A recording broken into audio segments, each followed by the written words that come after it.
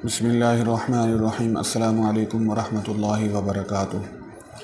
ये एक साहिब पूछते हैं, मौलाना साहब मैं एक बीमारी में मुब्तला हूँ। बाद मेरे दोस्त कहते हैं कि मुझ पर जादू किया गया है और बाज़ कहते हैं कि जादू नहीं ये बीमारी है और जादू का महज एक गुमान है, और जादू के तोड़ का कोई वजीफ़ा भी बताएं। अल्लाह रब्बुल इज़्ज़त आपको सेहत कामिला आजिल नसीब फरमाए।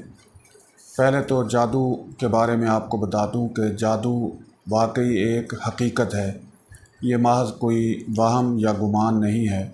आप सल्लल्लाहु अलैहि वसल्लम पर भी जादू किया गया और सहाबा कराम पर भी जादू हुआ, तो लिहाजा जादू किया भी जाता है और जादू का असर भी होता है।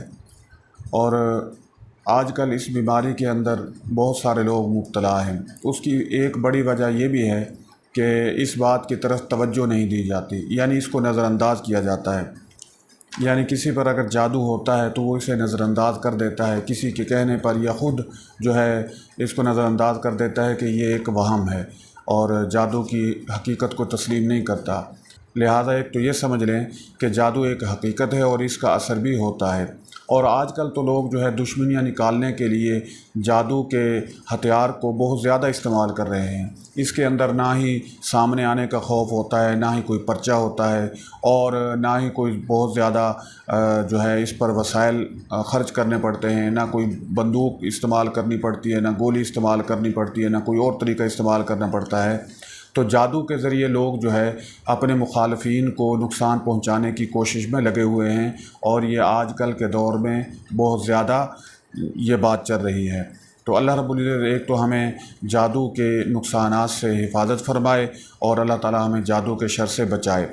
दूसरा वजीफ़ा भी मैं बता देता हूँ।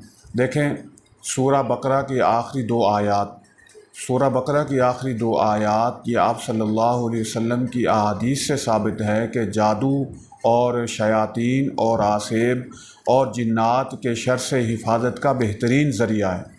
पहले तो ये कोशिश होनी चाहिए कि सूरा बकरा की मुकम्मल तिलावत की जाए, यानी पूरी सूरा बकरा की तिलावत की जाए। जिस घर में सूरा बकरा की तिलावत की जाती हो उस घर में शयातीन और सरकश जिन्नात वग़ैरह दाखिल नहीं होते और उसके घर वाले जो हैं वो इन चीज़ों से, जादू से, आसेब से, जिन्नात से, शयातीन से महफूज रहते हैं।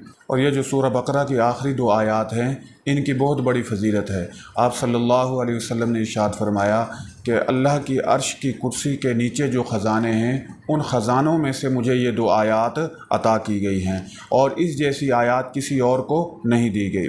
दूसरा एक और हदीस के अंदर आया है कि आप सल्लल्लाहु अलैहि वसल्लम ने फरमाया कि जो आदमी मुसलसल 3 दिन तक इन दो आयात की तिलावत करता है, यानी सूरा बकरा की आखिरी दो आयात की मुसलसल 3 दिन तक तिलावत करता रहता है तो वो शयातीन और जिन्नात के शर से महफूज रहता है। तो लिहाजा ये बेहतरीन एक अमल है और मुजर्रब और अहादीस से साबित शुदा वजीफ़ा है, तो इसका एहतमाम करें। रोज़ाना सूरा बकरा की आखिरी दो आयात की तिलावत करें और कोशिश करें कि पूरी सूरा बकरा की तिलावत की जाए तो ये और भी ज़्यादा बेहतर है। इसके अलावा जो है एक आयत है सूरा आल इमरान की आयत नंबर 154, सूरा आल इमरान की आयत नंबर 154, इसका भी आप एहतमाम करें। ईशा की नमाज के बाद 7 मरतबा या 13 मरतबा, यानी ताक मरतबा, कम से कम 7 मरतबा, इससे ज़्यादा ताक मरतबा जितना भी हो सके, इसको 41 दिन की नीयत से रोज़ाना का मामूल बना लें।